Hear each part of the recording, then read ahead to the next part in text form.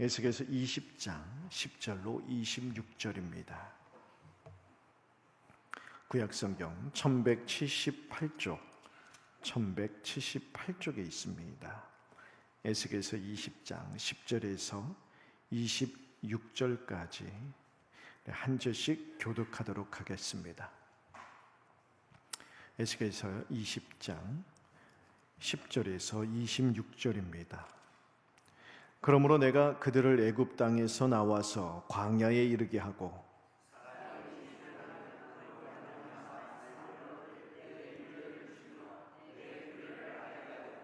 또 내가 그들을 거룩하게 하는 여호와인 줄 알게 하려고 내 안식일을 주어 그들과 나 사이에 표징을 삼았노라.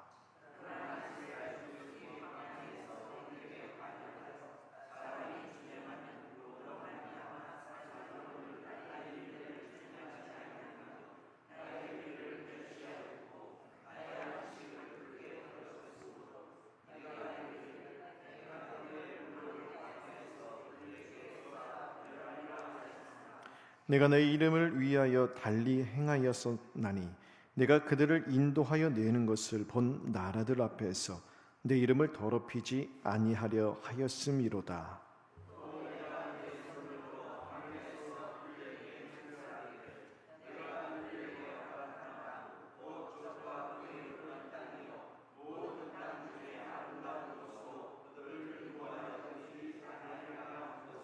그들이 마음으로 우상을 따라 나의 규례를 업신여기며 나의 율례를 행하지 아니하며 나의 안식일을 더럽혔음이라.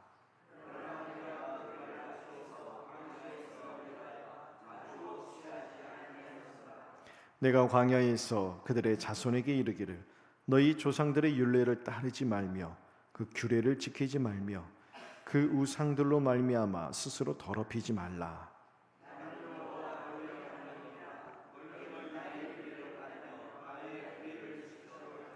또 나의 안식일을 거룩하게 할지어다. 이것이 나와 너희 사이의 표징이 되어 내가 여호와 너희 하나님인 줄을 너희가 알게 하리라 하였노라.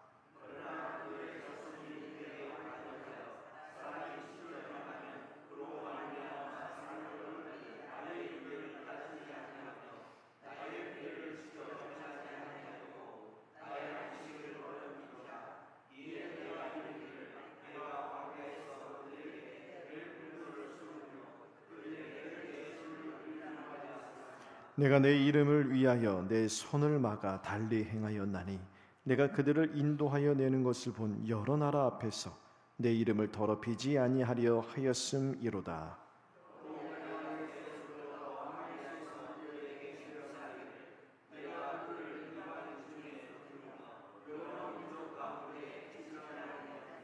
이는 그들이 나의 규례를 행하지 아니하며 나의 율례를 멸시하며 내 안식일을 더럽히고 눈으로 그들의 조상들의 우상들을 사모함이며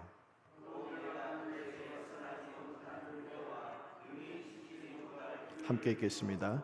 그들이 장자를 다 화제로 드리는 그 예물로 내가 그들을 더럽혔으면 그들을 멸망하게 하여 나를 여호와인 줄 알게 하려 하였음이라. 아멘.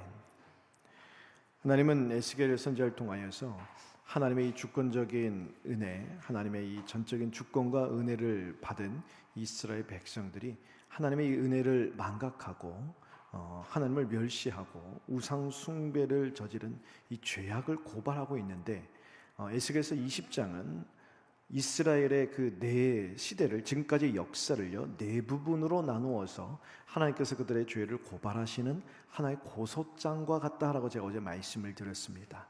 그래서 어제는 첫 번째 시기, 즉 애굽에서 종살이 할 때에 하나님이 그들의 은혜를 주셨는데 그들이 얼마나 매우 망덕하게 행하였는지, 그래서 하나님의 징계가 불가피한지, 그럼에도 불구하고 하나님이 얼마나 큰 자비로 오래 참으시는지 이것을 말씀해 주셨죠. 오늘은 이제 두 번째 그리고 세 번째 시기가 나옵니다. 오늘도 동일해요. 어제 이제 패턴이 있다 말씀드렸어요. 하나님은 먼저 은혜를 베풀어 주십니다. 그리고 이 은혜대로 말씀대로 살라. 그럼 너희가 살리라. 그런데 이스라엘 백성들은 그 하나님의 은혜를 망각하고 자기들이 원하는 대로 죄악의 길로 사무치죠. 그러나로 시작돼요. 그러므로 세 번째, 하나님의 심판과 징계가 불가피하다 선언하시죠. 하지만 그럼에도 불구하고 그들에게 두신 하나님의 이름으로 인하여서 하나님께서 끝까지 오래 참으시며 일체의 오래 참으심으로 행하시며 그들에게 하나님의 길로 인도하신다. 그것이 이제 하나의 패턴인데 오늘도 동일하게 등장합니다. 그래서 10절에서 17절에 보면 두 번째 시대가 나오는데 출애굽 세대죠. 출애굽 40년간 방랑하던 1세대의 세대를 이야기합니다. 그러니까 출애굽 1세대는 가데스 바네아에서 불순종함으로 인하여서 40년 동안 광야에서 유리하다가 다 생명을 잃어버린 그 불순종의 세대를 의미하는 것이죠. 10절에서 12절 보면 하나님께서 그들에게 은혜를 주셔서 패턴이죠. 동일한 은혜, 크신 위대한 은혜를 주시는데 어떤 은혜를 주시느냐? 물론 어제 이제 출애굽이 나왔어요. 출애굽하고 시내산에서 하나님께서 율법을 주세요. 율법과 규례를 주시고 또한 창조와 구속을 대표하는 언약의 표징인 안식일을 주셨다 말씀하세요. 율례와 규례가 은혜인 것은 율법을 주시고 말씀을 주신 후 말미암아 하나님인 이들이 어떻게 하나님의 백성답게 살아가야 할지를 알려주시는 거예요. 430년 동안 종살이하면서 온갖 우상 숭배에 물들었던 그들의 모든 생활 습관을 벗어버리고 하나님의 자녀답게 어떻게 살아가야 할지 방향을 알려주신 것이고 이것이 살 길이라 말씀해 주신 거예요. 그러니 하나님 말씀대로 살아가면 산다는 것이에요. 하나님 말씀대로 살아가면 하나님과의 놀라운 교제를 누린다는 거예요. 하나님 말씀대로 살아가면 그들이 어디를 가든지 젖과 꿀이 흐르는 땅이 되는 거예요. 가나안 땅은 사실 젖과 꿀이 흐르는 땅이 아니죠. 그 어떤 땅보다 아름다운 땅이 아니죠. 사실 애굽 땅이 더 아름다운 땅이죠. 마르지 않은 나일강이 있고 비옥한 옥토가 있고 농사도 잘 되고 먹을 것이 끊이지 않은, 그러니 이스라엘 백성들이 광야에서 먹을 것이 없어 금세 불평을 벌이잖아요.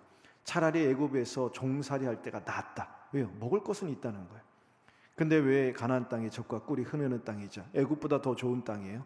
하나님이 공급해 주시고 하나님이 책임져 주시기 때문에, 하나님이 함께 하시기 때문에 그렇지요. 그러니 그곳이 복된 에덴 동산이 되려면 어떻게 되느냐? 하나님 말씀대로 살아가며 하나님과 함께 해야 되는 거예요. 하나님과 화목함을 누려야 되는 거예요.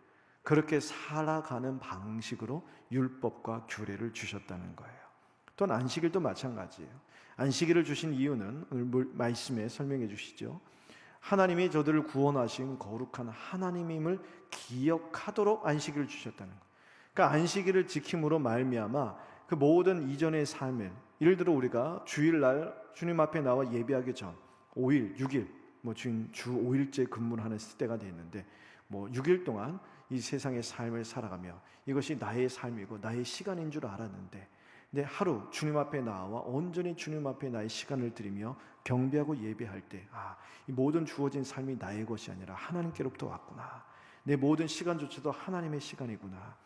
내 머리 위에 하나님이 계시고 내 삶에 하나님이 좌정하여 계신 것을 다시 한번 기억하고 하나님을 인정하는 거예요. 하나님을 내 삶의 주인으로 다시 인정하며 하나님을 찬양하고 예배하는 것이죠. 그렇게 우리는 하나님과 참된 교제를 나누며 하나님 안에 참된 쉼과 안식을 누리는, 어떻게 보면 에덴 동산에서 선악과와 똑같은 원리죠. 선과 악을 알게 하는 나무의 열매를 주신 이유는 아담과 하와를 골탕 먹이려고 한 것이 아니에요. 그것 하나 금지시키고 나머지 다 주셨습니다. 나머지 다 자기 것처럼 자기가 주인인 양 다 누리며 살아갈지라도 선과 악을 알게 하는 동산 중앙에 있는 나무, 동산 중앙에 있기 때문에 어디서든지 딱 바라볼 수 있는 거예요. 그걸 바라볼 때마다 저것은 내 것이 아니지. 왜 내가 저것을 누리지 못하는가? 내 위에 하나님이 계시지. 이 모든 것을 주신 하나님이시지. 하나님이 나의 주인이시지. 하나님을 기억하고 바라보며 하나님을 인정하는 거예요. 이 모든 내가 누리는 것, 내가 얻은 것이 아니야. 하나님이 주신 것이다. 내 삶의 주인이신 하나님을 기억하며 하나님을 찬양하는 그러한 장치로 하나님이 선과 악을 알게 하는 나무의 열매를 먹지 말라 하셨다는 거예요. 어떻게 보면 은혜의 수단인 것이죠.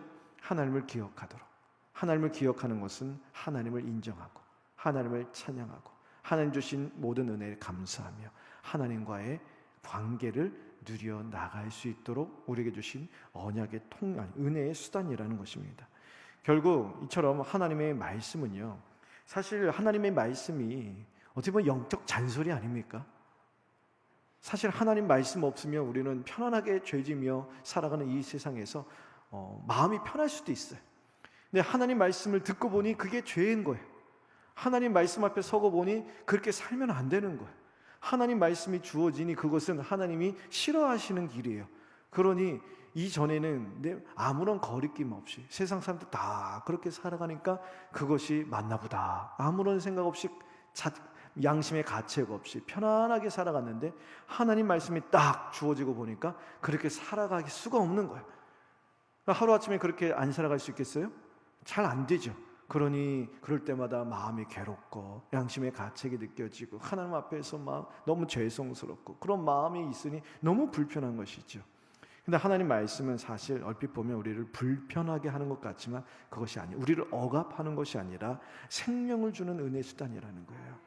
그것이 그렇게 살아가면 안 된다. 그러니 우리가 하나님 말씀대로 바르게 하루 아침에 안 될 수 있지만 늘 하나님께서 말씀을 통하여 우리에게 은혜를 주시고 기도할 때 우리 안에 있는 성령을 통하여 그렇게 행할 수 있도록 하나님께서 우리의 삶의 자리에서 하나님 은혜의 역사를 일으켜 주시는 거예요. 성령을 통해 우리를 그 길로 갈 수 있도록 조금씩 우리의 걸음을 인도하셔서 결국 그 길로 행할 때 우리의 심령 가운데에만 생명의 역사가 일어나는 것이 아니라 우리 삶의 자리에도 놀라운 생명의 역사가 일어나도록 하나님이 은혜를 부어주시는 거예요. 결국 우리 심령을 영적 사망의 자리로 빠지지 않도록 보여주시는 수단, 장치라는 것이죠.